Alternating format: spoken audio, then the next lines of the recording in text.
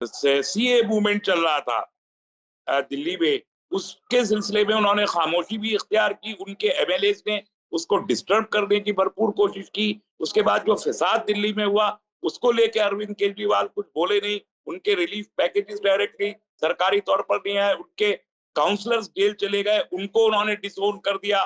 तो सारी चीजें दिल्ली में फसादात के दौरान जो जुल्म हुए, उस पर अरविंद केजरीवाल ने जरा सा भी कोई रिलीफ पैकेज मुसलमानों को नहीं दिया, ना उनकी हिमायत में कोई बात की। ये चीजें जाहिर करती हैं, और मुझे इसमें बिल्कुल कोई शक नहीं है कि वो आरएसएस की B+ टीम है। न सिर्फ बी, बल्कि B+ टीम है। आरएसएस ने ही उनको खड़ा किया है कि वो वोट को वेस्ट कर दें जो नॉन आरएसएस का वोटर है।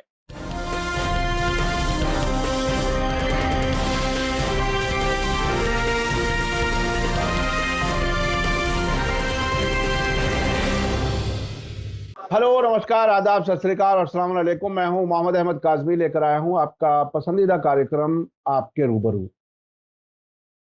कई ऐसे इश्यूज हैं देश भर में जिन पर बात करना बहुत जरूरी है। इस वक्त उत्तर प्रदेश में जब योगी आदित्यनाथ की दूसरी सरकार बनी है, उसके बाद बहुत ही दिलचस्प किस्म की बातें सामने आ रही हैं। योगी आदित्यनाथ जी मुसलमानों से एक अच्छा माहौल बनाने की कोशिश कर रहे हैं। ऐसा लग रहा है कि वो मुसलमानों से दोस्ती करना चाहते हैं। इसके अलावा रमजान बहुत ही नजदीक है और उसमें इफ्तार पार्टियों का सिलसिला भी कुछ शुरू होने वाला है। हालांकि पिछले कुछ बरसों में ये सियासी इफ्तार पार्टियां तकरीबन बंद हो गई थी। इस बार फिर नया सिलसिला शुरू होने की बात है। आरएसएस खुद इफ्तार पार्टी कराने जा रही है। ये भी बहुत ही अहम मामला है। इसके अलावा ममता बनर्जी ने एक खत लिखा है अपोजिशन लीडर्स को और अपोजिशन के जो स्टेट्स हैं उनके चीफ मिनिस्टर्स को, और कहा है कि इकट्ठे हो जाओ बीजेपी के खिलाफ। और साथ साथ उन्होंने इल्जाम लगाया है कि सेंट्रल गवर्नमेंट सेंट्रल एजेंसियों का बेजा इस्तेमाल करती है अपने सियासी फायदे के लिए। वेस्ट बंगाल में ही बीजेपी और टीएमसी एक तरह से आमने सामने है, और इस बार मामला है बीरभूम में कुछ लोगों की लिंचिंग हुई है, हमले हुए हैं। और दिलचस्प बात यह है कि इसमें जिनको नुकसान पहुंचाया गया, जो मारे गए हैं, वो भी मुसलमान हैं और जो मारने वाले हैं वो भी मुसलमान हैं। लेकिन इसमें भी बीजेपी सियासत भरपूर कर रही है। इन सब इश्यूज पर बात करने के लिए मेरे साथ खास मेहमान हैं डॉक्टर तस्नीम रहमानी साहब, जो मुस्लिम पॉलिटिकल काउंसिल ऑफ इंडिया के प्रेसिडेंट हैं। रहमानी साहब, वेलकम है आपका। मीडिया स्टार वर्ल्ड को आपने वक्त दिया। आप ये बताइए कि उत्तर प्रदेश में क्या हवा बदलने वाली है? क्या कुछ है मुसलमानों के लिए? क्या कोई उम्मीद अफजा हालात बनने वाले हैं, या इसके पीछे कुछ और मंशा लगती है? आप क्या देखते हैं इसमें? देखिए काजमी साहब, सियासत अपना रुख आम तौर पे बदलती रहती है और अपने चेहरे और अपने लिबादे उमूमन बदलती रहती है। इसलिए दूसरा टर्म बीजेपी की गवर्नमेंट को, खुसूसन योगी को, तारीखी तौर पर उत्तर प्रदेश में हासिल हुआ है। इससे पहले आजाद हिंदुस्तान में किसी तरीके से एक चीफ मिनिस्टर 5 साल का टर्म पूरा करके दूसरा टर्म नहीं लिया है। तो योगी को पर्टिकुलरली अपने कैरियर का जो यूपी का सेचुरेशन पॉइंट है, वो तो अचीव कर लिया उन्होंने एक तारीख रकम करके। उसके लिए जो जो तरीके उन्होंने अपनाए थे, उनकी अब कोई जरूरत नहीं रही है। तो अब नए तरीके से सियासत करने की कोशिश की जाएगी। आपने जिन चीजों का जिक्र फरमाया, चाहे वो आरएसएस की अवतार पार्टियां हों, या वो सब अपनी जगह ठीक है, लेकिन एक बात हम कभी भी नजरअंदाज नहीं कर सकते, और ये तकरीबन नामुमकिन है कि एक तंजीम जो 200 साल से एक अपनी एक मखसूस आइडियोलॉजी को लेके हिंदू राष्ट्र की आइडियोलॉजी के साथ चल रही हो, वो तंजीम अपने हदफ को छोड़ देगी। ये अगर कोई समझता है तो वो, मैं समझता हूं कि इससे बड़ी नादानी कोई दूसरी नहीं हो सकती। आरएसएस का हदफ है हिंदू राष्ट्र का कयाम, और उस हिंदू राष्ट्र में वो मुसलमानों को अकोमोडेट करके चलना चाहती है। लेकिन कैसे अकोमोडेट करना चाहती है ये बात अभी तक आरएसएस ने वाजे नहीं किया है, आरएसएस के चीफ ने या उनकी लीडरशिप ने, कि हिंदू राष्ट्र में नॉन हिंदूज का स्टेटस ऑफ सिटीजनशिप क्या होगा, ये वाजे नहीं है। नॉन हिंदूज में सिख्स भी शामिल हैं और ईसाई भी शामिल हैं, मुसलमान भी हैं और बहुत सारे ट्राइब्स हैं। तो एक तरफ तो ये बातें की जा रही हैं कि मुसलमान, योगी ने कहा इलेक्शन रिजल्ट आने से पहले कि मैं मुसलमानों से मोहब्बत करता हूँ, मुसलमान मुझसे मोहब्बत करते हैं। दूसरी जानिब आपने देखा कि लोनी के एमएलए ने कहा कि यहाँ मेरी रैयत है और यहाँ अब गोश्त की दुकानें नहीं खुलेंगी और होटल बंद करवाए जाएंगे और लाइसेंस कैंसिल करवाए जाएंगे। ये दोनों चीजें साथ साथ चल रही हैं। इसके अलावा एक बड़ी मखसूस बात जो आपने छेड़ी है, बंगाल में वीरभूमि के गांव में टीएमसी के एक मुसलमान वर्कर का कत्ल हुआ और उसके रिटेलिएशन में वहां पूरा का पूरा एक झुग्गी झोपड़ी वो क्लस्टर था, उस सबको नजरे आतिश करके खाकिस्तर कर दिया गया और उसमें कम से कम 8 लोगों के मारे जाने की इत्तला है, वो भी मुसलमान है। उसको लेके बीजेपी ने बहुत हंगामा किया है। होना चाहिए, अगर इस किस्म का एक वाकया पेश आया है तो उसकी खबरें आनी चाहिए। अफसोस ये है कि 8 लोगों का कत्ल एक so called secular ruled state पे हो गया और न तो सेकुलर पार्टियां कुछ बोली और मुस्लिम जमातें और तंजीमें जो एक नारा लगा देने पे जिनके लीडर 5 लाख रुपए का ऐलान कर देते हैं, उन्होंने भी इस सिलसिले में अभी तक एक लफ्ज तक नहीं कहा है। ये बड़ी हैरत की बात है। तो एक वो वाकया हुआ, फिर एक कल कुशीनगर में परसों बाबर नाम के एक नौजवान को इसलिए कत्ल कर दिया गया एक भीड़ के जरिए कि वो मुबैना तौर पर मोदी योगी के दोबारा हुकूमत बनाने की खुशी में मिठाई बांट रहा था। तो दोनों वाकयात में मारने वाले भी मुसलमान हैं और मरने वाले भी मुसलमान हैं। इससे मुझे इस बात का जाती तौर पर शुबा होता है कि फिनोमिना में कोई चेंज आ रही है। आरएसएस का जो फिनोमिना था कि पहले हिंदू कुछ लोग जय श्री राम का नारा लगा के एक तनहा गरीब मुसलमान को पकड़ के शहीद कर दिया करते थे, अब वो काम बाकायदा मुसलमानों से लेने की कोशिश की जा रही है। तो ये एक फिनोमिनल चेंज मुझे महसूस हो रही है जो अगले 1-2 महीने में इसकी सूरत और ज्यादा वाजे होने का खदशा है। तो जो तब्दीली आ रही है कि अवतार पार्टियां करेंगे और ये सब करेंगे, वो अपनी जगह है, लेकिन मुसलमानों की लिंचिंग तो हो रही है। और जिस तरीके से अब एक मोहसिन रजा को हटा के एक अंसारी साहब को बनाया है, वो भी मुस्लिम ओबीसी को साधने की कोशिश है। तो उनका एजेंडा अपनी जगह है। ये अलग बात है कि वो आपको अपनी सॉफ्टनेस दिखा के अपनी जानिब रागिब करके हमारे ही हाथों वो एजेंडा नाफिज कराने की कोई हिकमत अमली इख्तियार कर रहे हैं। अच्छा, रहमानी साहब, मैं कुछ चीजों को इंटरनेशनल उससे भी जोड़ के देखता हूं, क्योंकि मैं मुसलसल इंटरनेशनल खबरें करता हूं। क्या ये आपको ऐसा कुछ लग रहा है बीजेपी और आरएसएस की तरफ से मुसलमानों की तरफ हाथ बढ़ाने की बात या मोहब्बत की बात, क्या कुछ खास लोग हैं उनकी तरफ हाथ बढ़ाने की कोशिश है, जैसे इजराइल और अरब मुल्कों के बीच में नॉर्मलाइजेशन के नाम पर असल जो फिलिस्तीन के लिए लड़ने वाले हैं उनसे बात ना करके जो नकली लीडरशिप है उनसे बात करने की बात होती है? क्या ऐसी ही मुसलमानों में कोई नकली लीडरशिप खड़ी करके मुसलमानों की सपोर्ट जाहिर करने की कोई कोशिश की जाएगी? देखिए, 2 एस्पेक्ट इसके हैं। हाँ। जो ग्लोबल सिचुएशन है, खास तौर पर रूस और यूक्रेन के ताल्लुक से आप उसे मुस्तकिल कवर कर रहे हैं। ये जंग कम होती दिखाई नहीं दे रही है, बल्कि इस जंग के शदीद होने के आसार हैं। और इस जंग की शिद्दत का मतलब ये है कि इसका बड़ा खदशा है कि ये जंग किसी जंग अजीम में न बदल जाए। और अगर इस किस्म की कोई सूरत हाल खुदा न खास्ता पेश आती है, तो उसके असरात पूरी दुनिया पे पड़ने के साथ उसके शदीद तरीन असरात हमारे खित्ते पे पड़ेंगे और हमारे मुल्क पर उसके असरात होंगे। ऐसे में जब एक बाहरी खतरा बिल्कुल मुंह पे खड़ा हो, तो इंटरनल जो हमारे अनार्की की सिचुएशन है, उसे कंट्रोल में रखना हर हुकूमत की जिम्मेदारी होती है।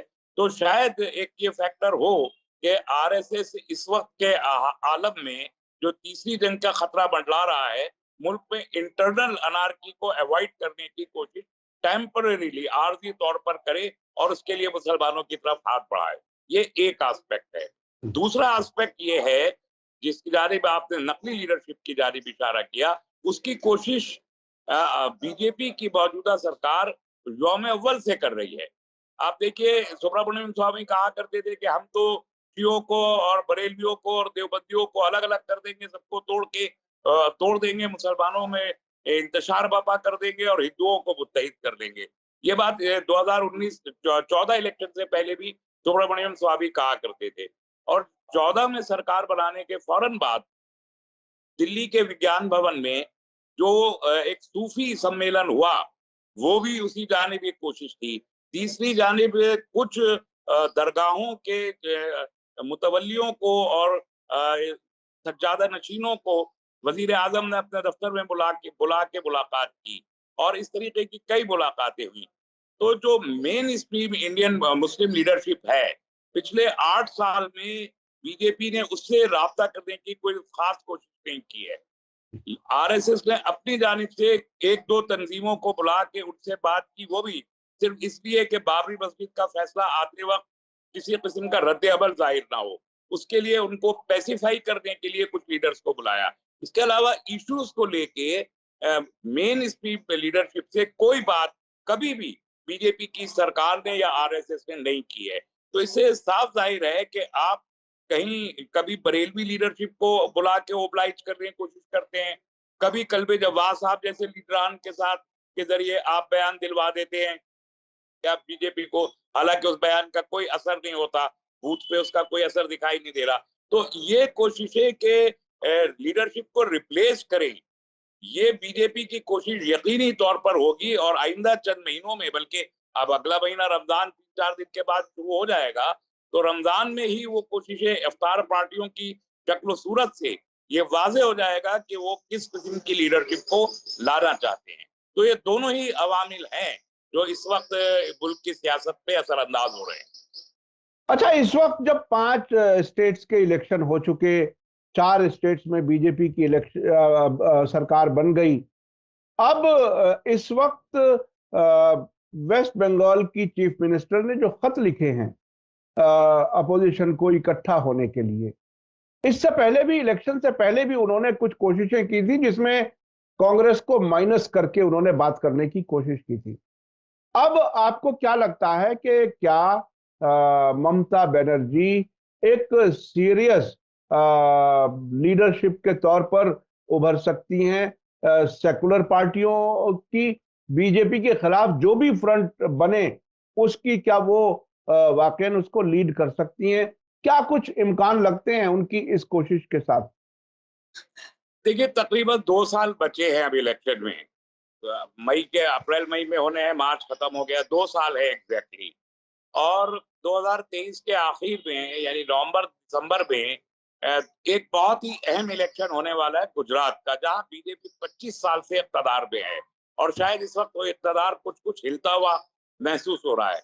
तो असल सूरत हाल गुजरात के बाद सामने आएगी। लेकिन ममता बनर्जी की एक कोशिश काफी दिन से रही है कि वो एक जो रीजनल पॉलिटिकल पार्टीज हैं उनका एक इत्तेहाद कायम करें और इसे उसे वो लीड करें और वो प्राइम मिनिस्टर का चेहरा बने। 2020 का 21 का इलेक्शन जीतते ही ये कोशिश ममता बनर्जी ने शुरू कर दी थी।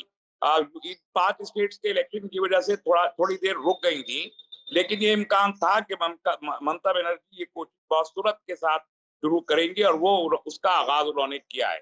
इधर कांग्रेस ने भी ये इशारे दिए हैं कि अगर कोई लार्जर इत्तेहाद बनता है तो कांग्रेस उसमें एक जैली पार्टनर की हैसियत में हिस्सा लेने में कोई ज्यादा तकल्लुफ महसूस नहीं करेगी, जो पी चिदम्बरम का बयान आया है। तो अगर ये सूरत हाल बनती है, और बहुत सी पार्टियां इसके लिए ऑलरेडी आमादा हैं, एनसीपी ने भी इस पर आम आदमी का इजहार किया था, डीएमके ने भी किया था, एआईडीएमके ने भी किया था, टीआरएस ने भी किया था, वाईएसआर कांग्रेस ने भी किया था। रीजनल पॉलिटिकल पार्टीज अपने वजूद को लेके खतरा महसूस कर रही हैं। समाजवादी पार्टी तो बहुत वाज़ेह इशारे दे चुकी उत्तर प्रदेश में। तो ऐसा अगर इत्तेहाद बनता है तो यकीनी तौर पर ये बीजेपी के लिए एक बड़ा खतरा होगा। ये भी एक रीजन है कि मुस्लिम वोट को वो डिवाइड करने के लिए कुछ हिस्सा, बड़ा हिस्सा अपनी तरफ लेना चाहते हैं। लेकिन इसका एक काउंटर आम आदमी पार्टी की सूरत में भी सामने आ रहा है। तो अब जैसे पंजाब में उन्होंने सरकार बनाई, हम तो ये मानते हैं कि आरएसएस की बहुत बड़ी एक वो कामयाबी है कि उन्होंने अपने कैडर के जरिए आम आदमी पार्टी की सरकार पंजाब में बनवा दी, इसलिए कि बीजेपी का अपना कोई वजूद वहां नहीं है। तो ममता बनर्जी की उस लीडरशिप को इम्कानिया तौर पर एक चैलेंज अगर मिल सकता है तो वो आम आदमी पार्टी से मिल सकता है। इसके खुतूत वाज़े होंगे, मैं समझता हूँ गुजरात इलेक्शन खत्म होने से पहले नहीं होंगे, क्योंकि गुजरात में भी आम आदमी पार्टी अपना असर और रसूख बढ़ाने की कोशिश कर रही है। 2 अप्रैल को उनका रोड शो भी है, जिसमें केजरीवाल और ये बलवंत सिंह मान दोनों जाके अहमदाबाद में रोड शो करेंगे। तो बड़ी ताकत से आम आदमी पार्टी वहां इलेक्शन कंटेस्ट करने जा रही है। तो 2 स्टेट में वो ऑलरेडी सरकार बना चुकी है, तीसरी में वो एक चेंज लाने की कोशिश कर रही है। ऐसे में ममता बनर्जी का वजारत उस्मा का चेहरा बनने की कोशिश को बहुत सेटबैक होगा आम आदमी पार्टी की वजह से।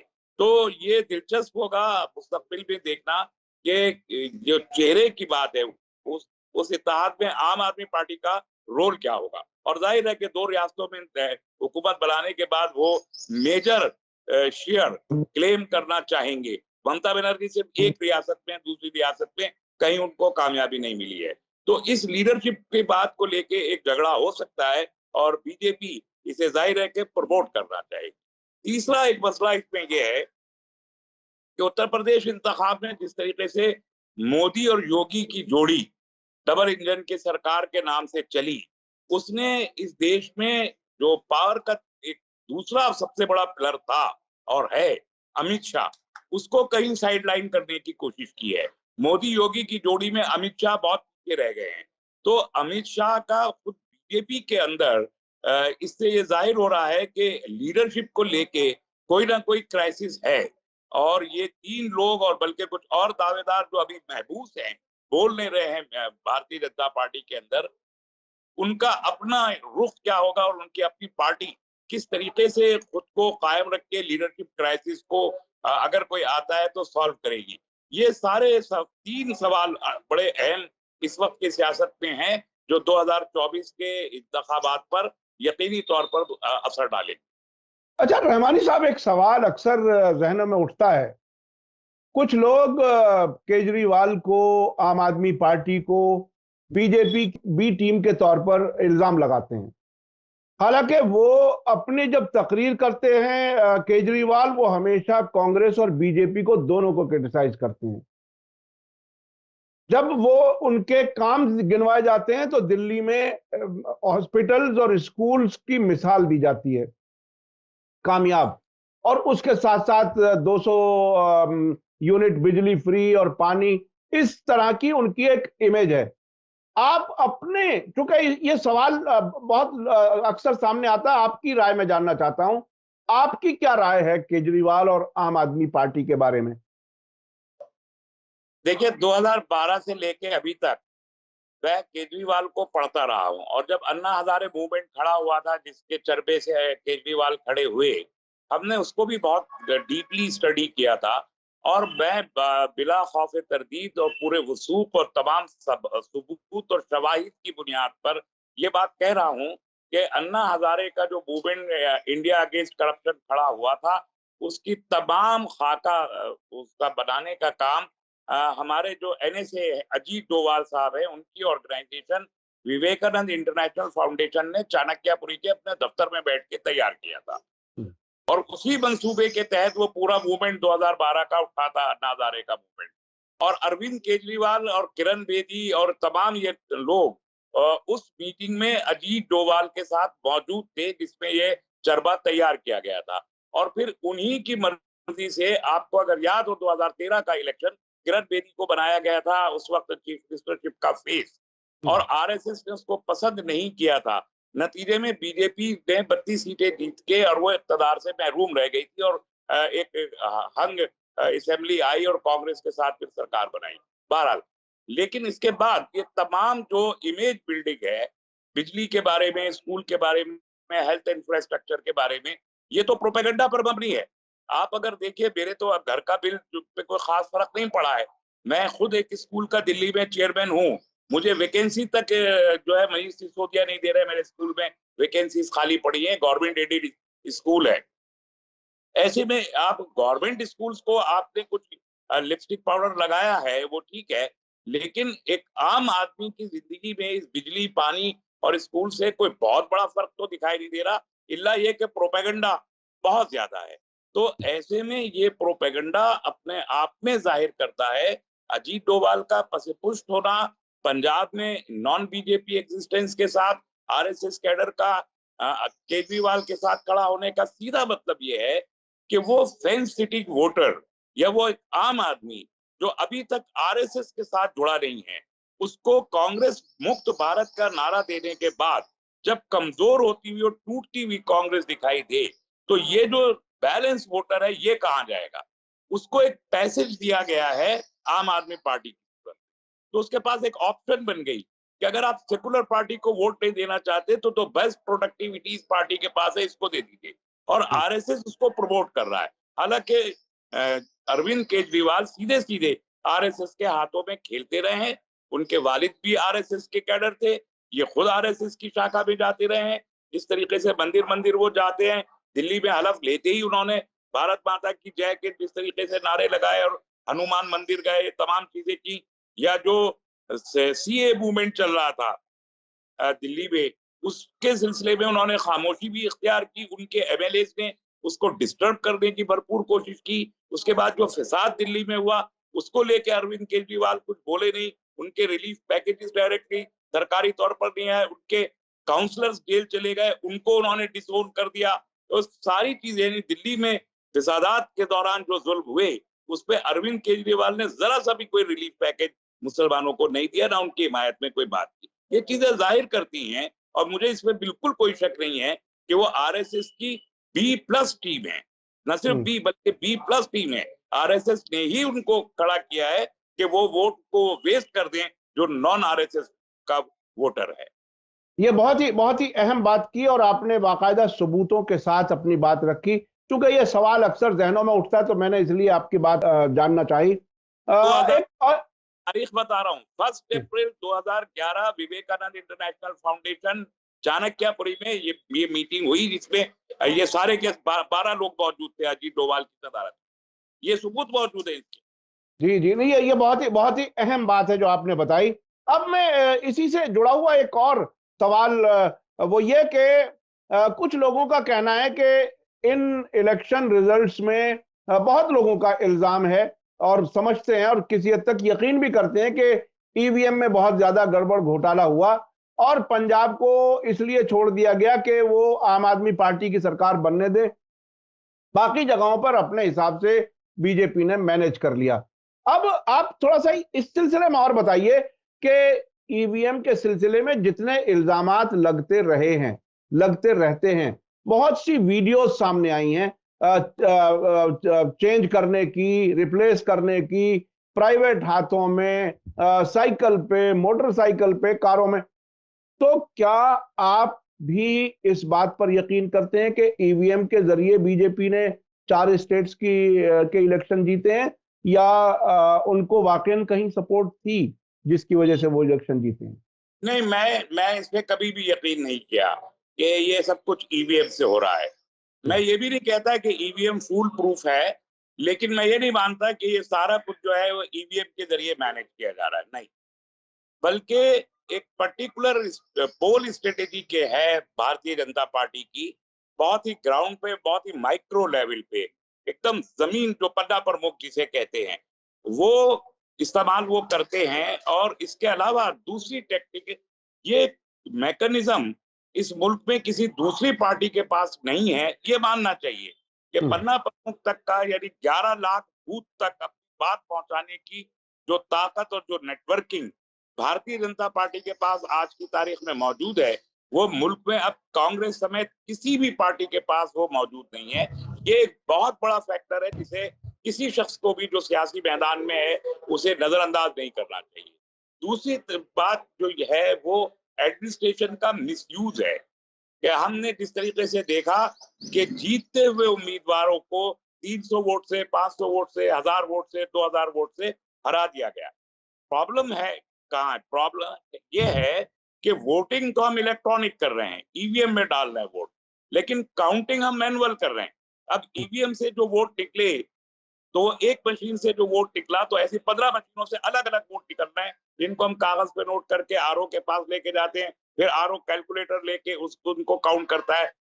यहाँ पर घपला होता है, इसमें बहुत इम्कान होता है, एक जीरो हटा दें, एक जीरो आगे पीछे कर दें, पूरी काउंटिंग चेंज हो जाती है।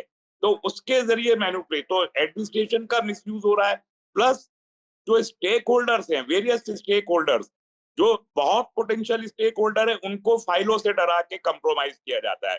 मैं तमाम इलेक्शन के दौरान 4 महीने कह रहा हूं कि समाजवादी पार्टी, अखिलेश यादव, बीएसपी, मायावती और बीजेपी, इन तीनों के मुश्तरका डील के जरिए यूपी का इलेक्शन एक फिक्स मैच था, और उसके नतीजे हमने देखे। नतीजा अखिलेश को भी इलेक्शन से पहले ही मालूम था, और मायावती को भी इलेक्शन से पहले मालूम था।